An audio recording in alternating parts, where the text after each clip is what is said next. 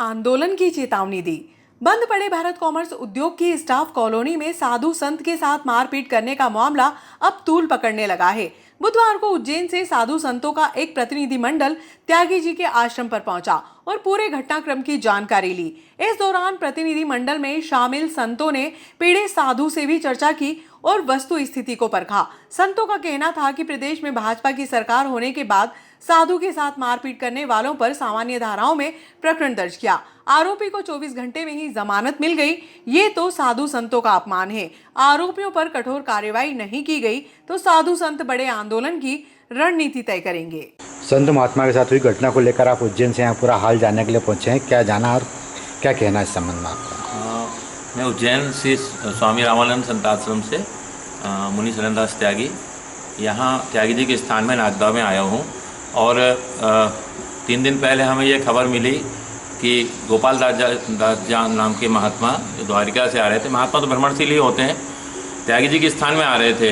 रास्ते में 2 लोगों ने इनको रोका और इनके साथ मारपीट करी, इनकी पैसे छुड़ाए, जान से मारने की धमकी दी और अनेक प्रकार से वस्त्र उनके उतारे। वस्त्र उतारने साधु के वस्त्र ही सबसे बड़ा। उसके बाद उनकी लंगोटी भी खोल ली। नग्न अवस्था में कम से कम बता रहे महात्मा पौन घंटे तक मारपीट करते रहे दोनों लोग। और होशो हवास में इतनी बड़ी घटना करना और संत के साथ ऐसा अन्याय वाला कृत्य हो गया। और वो भी हम धर्म की बात नहीं करते, ये हिंदू धर्म के लोग होकर ऐसा करेंगे तो हमारे धर्म की कैसे रक्षा हो सकेगी। महात्मा भ्रमणशील होते हैं, महात्मा तो कभी भी जाएंगे तो साधु के स्थान में जाते। श्री त्यागी जी महाराज जी का स्थान प्रसिद्ध है, यहाँ पूरे देश के संत यहाँ आते हैं। स्टेशन उतरे, भोजन करना है, स्नान करना है तो साधु के स्थान में ही आते हैं। और वो बस ये आश्रय के लिए आ रहे थे और रास्ते में उन्होंने रोका, अभद्र व्यवहार तो करा। और तो कपड़े उतार लेना बहुत बड़ी एक है कि जब सबसे कठिन जाति अवमाना, जाति का अपमान हमारा होता है कि संतों के वस्त्र उतार लेना ये कहाँ की नीति है। संतों की लंगोटी खोल ली, नग्न अवस्था में आए, यहाँ से कहीं पॉलीथीन उनको मिली, पॉलीथीन लपेट कर आए हैं आश्रम में। कुछ माताएं बहनें बैठी थी, महाराज जी विराजमान थे, उनके सामने ऐसी अवस्था में आए। वस्त्र भी उतार लिए, लंगोटी भी खोल ली और अभद्र फिर जान से मारने की धमकी दे रहे हैं। वो महात्मा जी भागे ना वहाँ से, यदि नहीं भागते तो उनको तो उनका कत्ल ही कर देते वो। उसके बाद जब रिपोर्ट लिखाने गए फिर धमका रहे हैं उनको, बारंबार अभी भी धमकी आ रही है उनके पास में। ये बैठे हुए महात्मा बारंबार धमकी दे रहे हैं कि अपनी रिपोर्ट वापस लो, नहीं तो हम तुम्हारे साथ ऐसा करेंगे, वैसा करेंगे, तुम्हारा कत्ल कर देंगे, तुमको साथ ऐसा करेंगे। तो ये संतों की अभी हम कहेंगे कि भारतवर्ष में भाजपा की सरकार है, बहुत अच्छी बात है। और धर्म के लिए अभी बहुत लोग जागरूक भी हो रहे हैं। और धर्म के साथ में संतों के साथ ऐसा होगा तो फिर आम जनता के साथ क्या होगा, जो संत अपना पूरा परिवार छोड़ करके इस राह में लगे हुए हैं। अब उसमें संतों का भेष हम बोलें कि संत ऐसे भेष में वैसे भेष में, संतों के भेष तो कोई भेष से नहीं पता चलता, उसके आचरण से पता चलता है। और संत कई प्रकार के, कोई बहुत विद्वान है, कोई पढ़ा लिखा है, कोई अनपढ़ भी है। अनपढ़ ऐसा नहीं कि पढ़े लिखे ही संत बने। अभी हमारे समाज में बड़े से बड़े इंजीनियर भी हैं, डॉक्टर भी हैं और गरीब से गरीब भी हैं और बिल्कुल अनपढ़ भी हैं। अब उनको हम सोचें कि कोई उससे मंत्र पूछें, कुछ करे, तो ऐसा नहीं है। संतों की होती है, यदि आपको कुछ दिक्कत है तो संत आश्रम में उसको लाते, थाने में ले जाते, उससे कुछ पूछते, जो थाने में पूछा जाता, या महात्मा पूछते, महात्मा यदि पूछते आप कौन से जिम्मेदार हो तो कि संतों के साथ मारपीट करने वाले। इस तरह से मारपीट करिए, वो महात्मा मरते मरते बचे। उनकी हालत देखिए अभी क्या हालत हो रही है। ये कोई न्याय हुआ? आप क्या चाहते हैं संत? आप हम मानवाधिकार का यदि हनन कहें तो ये कितना बड़ा हनन है भाई। मानवाधिकार का हनन है ना। मानवाधिकार हमारा संतों का अधिकार कितना बड़ा है कि संतों का उल्लंघन कर रहे हैं। इस संबंध में आपकी आगे क्या रणनीति है जी? इस संबंध में आगे क्या रणनीति? मैं ये चाहूँगा कि उनको अधिक से कठिन सजा दी जाए और उनको ऐसी मतलब उनको इसमें लोगों को पता चले कि संतों के साथ इस प्रकार के व्यवहार करने से कितना कष्ट होता है, कितनी बड़ी सजा मिलती है। क्योंकि जो आरोपी है उनको गिरफ्तारी भी हो गई और उनकी जमानत भी हो गई। जमानत हो गई। जमानत क्यों हुई? अब छोटा सा एक तो कहीं से केस सुनने में आता, किसी महिला को किसी ने देख लिया, किसी ने हाथ लगा दिया तो उसको तो उसकी जमानत नहीं हो रही है।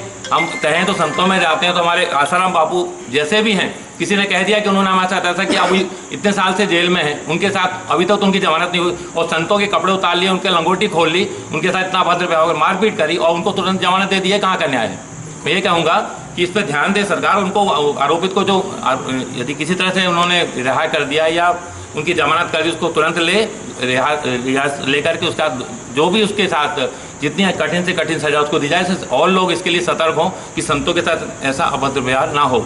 हम यही चाहेंगे। पूरा संत समाज हमारे साथ अभी इकट्ठा है। कुछ महात्मा भी नियम पूजन कर रहे हैं, जो जितने मेरे साथ आके बैठे हैं। बहुत से संत, अभी पूरा उज्जैन के संत भी आने वाले थे, परंतु मौसम ऐसा था, कुछ कार्यक्रम भी थे, नहीं आ पाए। पूरा संत इसके लिए बहुत ही क्रोधित है आज क्षेत्र में और बड़े से बड़ा आंदोलन करने के लिए तैयार है। ऐसा हम नहीं चाहेंगे कि संतों के साथ ऐसी किसी प्रकार की हरकत कोई करे। मामला 5 तारीख का है, गुरुवार का। शाम को करीब मेरे पास में ये जो है 5 बजे के लगभग यहाँ पहुँचे थे नंगन अवस्था में, और घबरा रहे थे, कांप रहे थे कि महाराज मेरे को मार देंगे। और ये कह रहे हैं कि महाराज जी जब हमारे पर लात का प्रहार कर रहे हैं तो ये बोल रहे हैं कि महाराज जी हमारी ज़मीन में बैठे हैं। तो फिर ये दोनों जो है बारी बारी से उसको मार रहे हैं इनको। अब इनको सांत्वना दिया कि आप घबराएं नहीं, और मेरे राम तो जहाँ तक हो सके तो इनको शाम को सूचना दिया कि आपने ये बहुत बड़ा अपराध किया है, आप सुबह 10 बजे यहाँ आके और सब जो है उसको ले आओ दोषी को, और ले आके वो भगवान से जो है प्रार्थना मांगे, क्षमा करें, और संत जो है उनको जो है क्षमा कर देंगे। बाकी उस पर इन्होंने किसी प्रकार का कोई ध्यान नहीं दिया। और अब राम जी विषया से क्या हुआ कि हमारा अखाड़ा जो है दिगंबर अखाड़ा है, तो उसमें क्या है 2 घर है। श्याम दिगंबर के जो है श्याम सुंदरदास जी यहाँ पर पधारे हुए थे, इनसे 2 घंटा पहले यहाँ पधारी थी। उन्होंने मेरे से बोला कि त्यागी जी आप जो है इस विषय पर कुछ बोले नहीं, इस कार्रवाई को हम स्वयं करेंगे, क्योंकि अखाड़ा जो है हमारी पलटन है, अखाड़ा जो रहता है वो हमारी सेना है, वो हमारी सुरक्षा करता है, इसलिए उस पर मेरे राम किसी प्रकार का कुछ कहा नहीं। अब ये यहाँ रिपोर्ट करने गए तो मेरे को जो है महंत जी ने सब बताया कि महाराज जी वहाँ अनेक प्रकार का राम जी की इच्छा से जहाँ रिपोर्ट लिखी जाती है वहाँ अनेक प्रकार का महात्मा को धमकाया गया, वहाँ से इसको खींचा गया, फिर वापस वो महात्मा जो है राम जी की इच्छा से उनको वापस ले आए, और ले आने के बाद में उनसे जो छुटवाया, छुटा के फिर वो जो रिपोर्ट, हाँ ये तो कहना पड़ेगा कि टीआई ने बहुत जो है अच्छा कार्य किया कि जैसा भी लिखा है वो लिख दिया उन्होंने, क्योंकि इतना लिखना भी बड़ा कठिन कार्य है, ये कोई सहज कार्य नहीं था जिस क्षेत्र में रहते हैं वहाँ, क्योंकि काफ़ी जो है पहले भी मामला आया है मेरे सामने, बट जैसे वैसे करके मेरे राम उसको जो है राम जी की इच्छा से यहाँ वहाँ देखा कि चलो किसी भी प्रकार का हमारे धर्म का विरोध नहीं हो। अब इसके बाद में ये कोई क्षमा मांगने, अभी तक उस व्यक्ति को अगर मान लो ठीक है गिरफ्तार कर लिया, फिर उनकी जमानत हो गई, जमानत के बाद में भी अगर यहाँ ले आते तो भी संत महात्मा दयालु होते हैं, क्षमा कर देते, बट अभी तक नहीं आए। अब ये जो है राम जी की इच्छा से मैंने वो जो कल एक वीडियो देखा था, मेरे से किसी ने बोला कि महाराज जी आप इस वीडियो को देखो, तो उसमें जो कहा कि महात्मा जी को दक्षिणा पानी दे के और राजी कर दिया है और उसका मोड़ दूसरा दे दिया है। दक्षिणा नहीं दी गई थी, जो महात्मा से लूटा गया था, जो जबरदस्ती छीना गया था, जो इनके साथ में जो व्यवहार करा गया था, वो आप इनको अच्छा लग रहा हो, वो पैसा जो है झोली में से निकाल के ये लोग ले गए। अब जो है महात्मा को वहाँ झोली मिली और कुछ मिला नहीं। अब इन्होंने जो है वो पैसा इनको वापस किया है। अगर मारने के और छीनने के बाद में अगर उनको दक्षिणा का रूप दिया जाता है तो ये लोग जाने भाई, अपने तो नहीं जाने।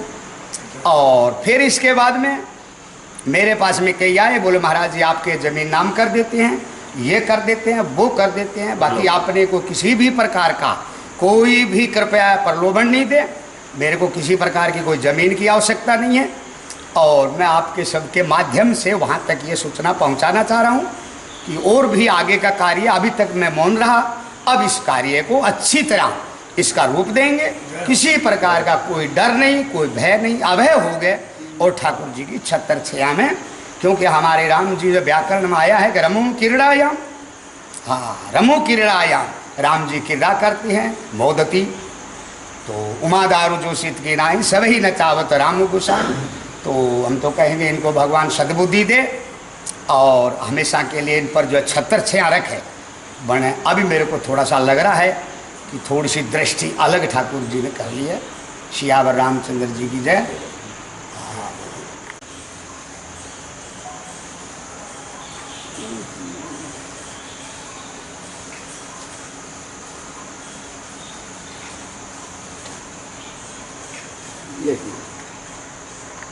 चंबल नदी के कैचमेंट एरिया में लगातार बारिश होने के बाद बुधवार की अल सुबह लगभग 4 बजे चंबल नदी उफान पर आ गई। छोटी पुलिया के ऊपर से पानी होकर गुजरने लगा, जिससे चामुंडा माता मंदिर का आधा हिस्सा पानी में डूब गया। टीआई अमृतलाल गवरी ने सुरक्षा के लिए होम गार्ड्स के जवान तैनात किए। वहीं डायल 100 के प्रमोद गोलावत ने छोटी पुलिया के दोनों तट पर बैरिकेड्स लगाकर आवागमन को प्रतिबंधित कर दिया, जबकि बड़े पुल पर डायल 100 लगातार पेट्रोलिंग करती रही ताकि यातायात बाधित न हो। बुधवार को दिन भर किसी भी वाहन को पुलिस ने रुकने नहीं दिया।